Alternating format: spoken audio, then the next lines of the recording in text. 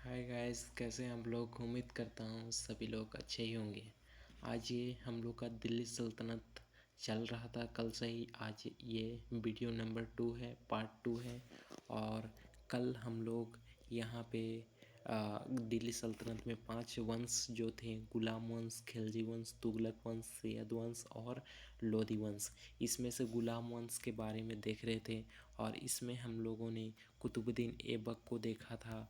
उसके बाद इससे आने वाला अगला शासक जो था इल्तुतमिश के बारे में भी पूरी तरह से हम लोग ने देख लिया था। और आज हम लोग देखेंगे रजिया सुल्तान को। ठीक है, तो आज का हम लोग का टॉपिक क्या रहेगा? तो आज का हम लोग का टॉपिक रहेगा रजिया सुल्तान। ठीक है, चलिए देर न करते हुए वीडियो को स्टार्ट करते हैं। तो सबसे पहला चीज़ यहाँ पे आप लोग इम्पोर्टेंट हो जाता है कि इसका समय काल कब से कब तक रहता है। तो इसका टाइम पीरियड है 1236 से 1239 तक रजिया सुल्तान रहती है। अब चलिए इसके बारे में विस्तार से हम लोग देखते हैं। सबसे पहला पॉइंट है कि ये जो हम लोग इससे पहला शासक देखे थे इल्तुतमिश, उसी इल्तुतमिश की पुत्री रहती है रजिया सुल्तान। रजिया सुल्तान क्या रहती है? इल्तुतमिश की पुत्री रहती है। अगला पॉइंट है पहली मुस्लिम शासिका। यहाँ पे आप लोग को ऑब्जेक्टिव क्वेश्चन में भी पूछा जाता है कि दिल्ली सल्तनत की पहली मुस्लिम शासिका कौन है। तो ये हम लोग का रजिया सुल्तान हो जाती है। अंतिम शासिका भी पूछा जाए तो भी यहाँ पे रजिया सुल्तान ही होगा। ठीक है, अगला क्वेश्चन यहाँ पर आप लोग का बनता है कि केरा प्रथा किसने शुरू किया था। तो केरा प्रथा किसने शुरू किया था? तो रजिया सुल्तान ने शुरू किया था, जो कि किसकी पुत्री थी? तो इल्तुतमिश की पुत्री थी। नेक्स्ट पॉइंट हम लोग का यहाँ पे आ जाता है, ये जो रजिया सुल्तान थी इन्होंने विवाह किससे किया था। तो इन जो रजिया सुल्तान थी, यह जो भटिंडा का एक राजा था, उस भटिंडा के राजा अल्तुनिया से ये विवाह करती है। और 1204 आने के बाद, 21 विवाह के बाद 1204 में इसकी हरियाणा में हत्या कर दी जाती है। इसकी पति अल्तुनिया के और यहाँ पे रजिया सुल्तान दोनों की हत्या कर दी जाती है। उसके बाद ये गुलाम वंश में हम लोग का आखिरी शासक मतलब मजबूत शासक में से आखिरी शासक बलवंत आते हैं। बलवंत के बाद में कैमूर्स आएंगे, गुलाम वंश के अंतिम शासक। उसके बाद ये वंश ख़त्म हो जाएगा। चलिए बलवंत को भी देख लेते हैं, इसमें हम लोग को क्या क्या दिया गया है। तो बलवंत में सबसे पहला चीज़ है कि इसका टाइम पीरियड 1266 से 1286 तक रहता है। इसमें सबसे पहला इसके बारे में याद रखना है कि ये जो था, ये हम लोग का इलबारी वंश का शासक था। किस वंश का शासक था? तो इलबारी वंश का शासक था। अगला पॉइंट है यहाँ पे, हम लोग है तुर्क के चालीसा प्रथाओं को समाप्त किया। हम लोग क्या देखे थे कि इल्तुतमिश जो था वो चालीसा प्रथा शुरू किया था। और उस चालीसा प्रथा को समाप्त किसने किया था? तो इसी बलवंत ने समाप्त किया था। अब यहाँ पे देखिए एक वेरी वेरी इंपॉर्टेंट क्वेश्चन आप लोगों को पूछा जाता है कि रक्त ए लोह की नीति किसने अपनाया था। रक्त ए लोह की नीति किसने अपनाया था? तो इसका आंसर आप लोग का होगा बलवंत। बलवंत ने क्या किया था? तो रक्त ए लोह की नीति अपनाया था। आगे देखिए ये हम लोग को यहाँ पे अगला पॉइंट हम लोग देखते हैं। तो अगला पॉइंट हम लोग का है इम्पोर्टेंट पॉइंट, इसकी प्रथाएं हैं। ठीक है, तो इसने 2 प्रकार की प्रथाएं चलाई थी। पहला प्रथा है सिजदा प्रथा और दूसरा प्रथा है पेबोस प्रथा। सिजदा प्रथा को हम लोग और एक नाम से जानते हैं, वो नाम क्या है? तो साष्टांग प्रमाण के नाम से जानते हैं। और अगला हम लोग को पेबोस प्रथा जो है, इसको सुल्तान के पैरों को चूनना। इसमें पेबोस प्रथा में क्या होता था कि सुल्तान जो होते थे वहाँ के उनके पैरों को चूमना होता था। अगला आगे देखिए इसके बारे में इम्पोर्टेंट पॉइंट है कि नौरोज़ उत्सव पूछा जाता है कि दिल्ली सल्तनत में नौरोज़ उत्सव किस शासक ने शुरू किया था? तो ये हम लोग का बलवंत ने ही शुरू किया था नौरोज उत्सव। और अगला पॉइंट इसके बारे में हम लोग देखते हैं। तो नेक्स्ट पॉइंट है कि बलवंत के दरबार में मद्य निषेध लागू था, यानी कि मद्यपान का सेवन नहीं किया जाता था बलवंत के दरबार में। नेक्स्ट पॉइंट हम लोग का है अपने अपने को ईरानी अप्सियाओं और बसंत बताया, यानी कि जो बलवंत था वो अपने आप को जनता के सामने ईरानी अप्सियान का वंशज बताया था। अगला देखिए इसके आगे हम लोग का है, इसके समय में दो प्रकार के विभाग चलते थे। पहला विभाग था यहाँ पे दीवान ए अर्ज, और ये कैसा विभाग था? तो ये सैन्य विभाग था। नेक्स्ट दूसरा विभाग इसके पास था दीवान ए बारीद, ठीक है। और इसका अर्थ क्या होता है? गुप्तचर विभाग होता है।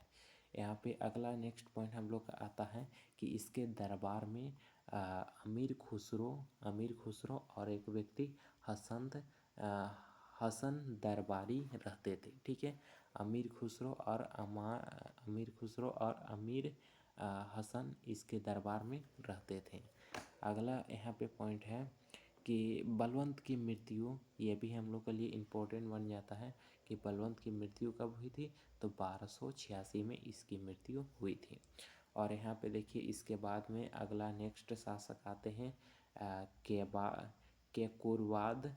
उसके बाद में इसको आप लोग नहीं भी याद रखिएगा तो चलेगा, लेकिन इसका अंतिम शासक जो है यहाँ पे इसका अंतिम शासक हम लोग का निकल के आता है कैमूर्स। तो कैमूर्स को याद रखना जरूरी है, क्योंकि यहाँ पे पूछा जाता है कि गुलाम वंश का अंतिम शासक कौन है?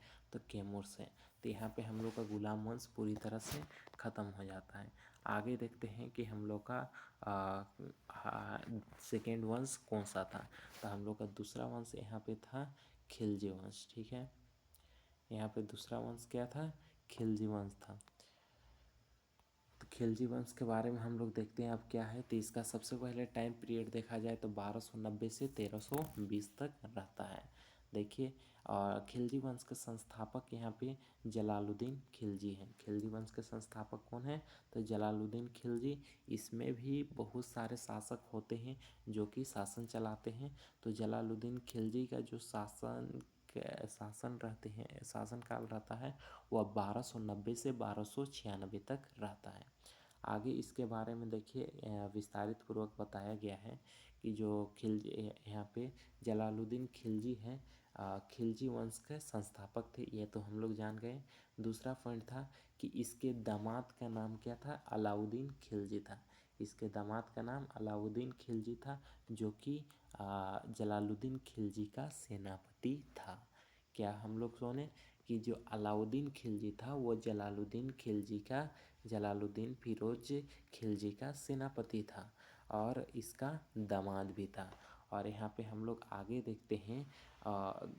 देखते हैं तो इसकी हत्या, यानी कि जलालुद्दीन खिलजी की हत्या अलाउद्दीन खिलजी उसका दामाद ही कर देते हैं, और वो क्या करते हैं कि राजगद्दी पर बैठ जाते हैं।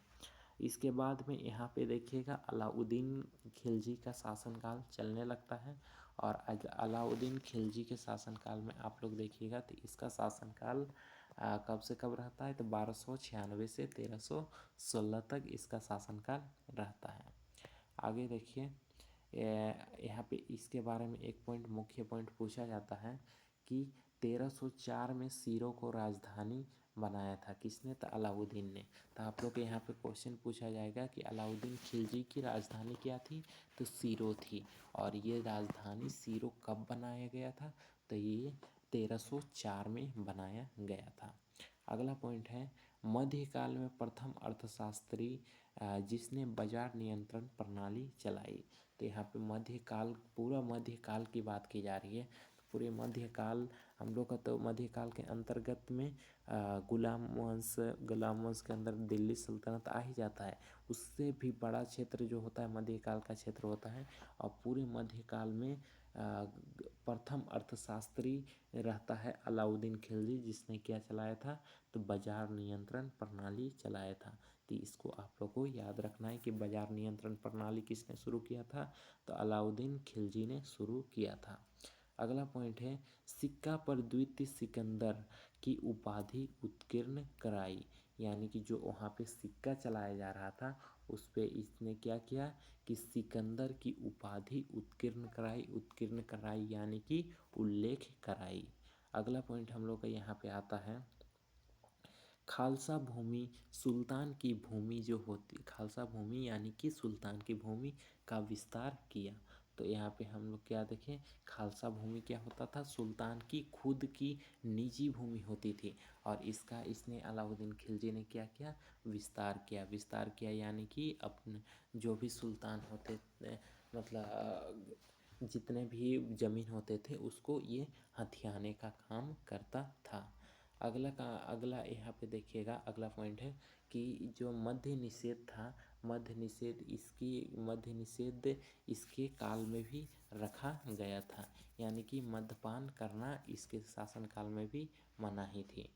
अगला देखिए इम्पोर्टेंट पॉइंट है कि इसने लड़ाइयाँ में चित्तौड़ को जीता था। चित्तौड़ विजय किसके साथ में हुआ था, तो आप लोगों को बताना है कि अलाउद्दीन खिलजी के साथ में हुआ था। और अगला शासक और कौन था, तो राजा रजत सिंह था। राजा रजत सिंह को अलाउद्दीन खिलजी ने हराकर यहाँ पे चित्तौड़ विजय को जीता था। अगला इम्पोर्टेंट क्वेश्चन है यहाँ पे हम लोग का कि दक्षिण भारत का विजय। तो दक्षिण भारत का विजय में आप लोग यहाँ पे देख सकते हैं, दक्षिण विजय का श्रेय मलिकाफुर को जाता है। दक्षिण विजय का श्रेय किसे जाता है, तो मलिकाफुर को जाता है, जो कि एक क्या था, सैन्य कमांडर था। अगला मतलब आगे हम लोग देखते हैं, तो आगे नोट में दिया गया है, तेलंगाना क्षेत्र में वारंगना शासक प्रताप रुद्र देव द्वितीय से कोहिनूर हीरा प्राप्त किया। इसके बारे में हम आप लोग को पर्सनली एक वीडियो में बताएंगे। ये कोहिनूर हीरा का कहानी एक अलग कहानी है। चलिए इसको अभी हम लोग छोड़ते हैं, आगे देखते हैं अलाउद्दीन खिलजी का बाजार नियंत्रण प्रणाली और नीति क्या थी। ठीक है ना, अलाउद्दीन का बाजार नियंत्रण प्रणाली और कृषि संबंधित नीति क्या थी। यहाँ पे देखिए मूल्य नियंत्रण प्रणाली। देखिए एक काम तो ये अच्छा किया कि जो भी मूल्य था उस पर नियंत्रण करने के लिए एक प्रणाली बनाया था। आगे देखिए उसने बोआद क्षेत्र पर 5% की वसूली की। बोआद क्षेत्र पर कितने परसेंट की इसने वसूली की, तो 5% की वसूली की। अगला पॉइंट है भू राजस्व नगद वसूला, क्योंकि सैनिकों को नगद वेतन देना था।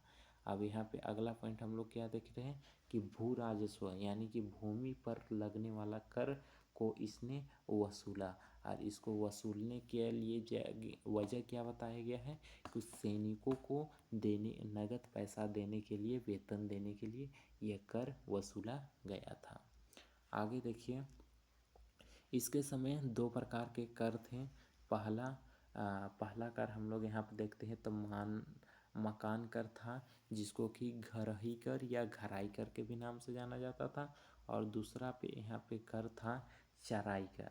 चराई कर यानी कि पशुओं को जो चराया जाता है उस पे भी इसने कर लगा दिया था। आगे देखिए ये हम लोग के लिए इम्पोर्टेंट, अगला 7 नंबर पॉइंट इम्पोर्टेंट बन जाता है कि इसने 2 प्रकार की प्रथाएं चलाई थी। पहला हम लोग का यहाँ पे है दाग प्रथा और दूसरा हुलिया प्रथा। दाग प्रथा यानी कि होता है घोड़ों को दागना, और हुलिया प्रथा यानी कि होता है सैनिकों का हुलिया पहनावा जो होता है उसी को कहा जाता है। इसको बारे में थोड़ा सा बचा हुआ है, इसको हम लोग देख लेते हैं पूरी तरह से। इसने भी निर्माण बहुत सारे चीज़ों का किया है, जिसमें से कि मुख्य यहाँ पे हम लोग देखते हैं कि ये क्या क्या है। सबसे पहले अलाई दरवाज़ा का निर्माण अगर पूछा जाएगा किसने कराया था, तो अलाई दरवाज़ा का निर्माण यहाँ पे अलाउद्दीन खिलजी द्वारा ही कराया जाता है, जो कि ये अभी वर्तमान में कहाँ पे है, तो दिल्ली में स्थित है। अगला देखिए सीरी का किला। सीरी का किला किसने बनवाया था? तो अलाउद्दीन खिलजी ने। और ये है कहाँ पे स्थित है? तो दिल्ली में ही स्थित है। अगला है हजार खंभा महल। हजार खंभा महल का भी निर्माण किसने कराया था? तो अलाउद्दीन खिलजी ने। और ये कहाँ पे स्थित है? जयपुर राजस्थान में। अगला आप लोग देखिएगा तो यहाँ पे हौज खास का भी निर्माण कराया था। और अगला मुख्य पॉइंट इसके बारे में है जन वितरण प्रणाली।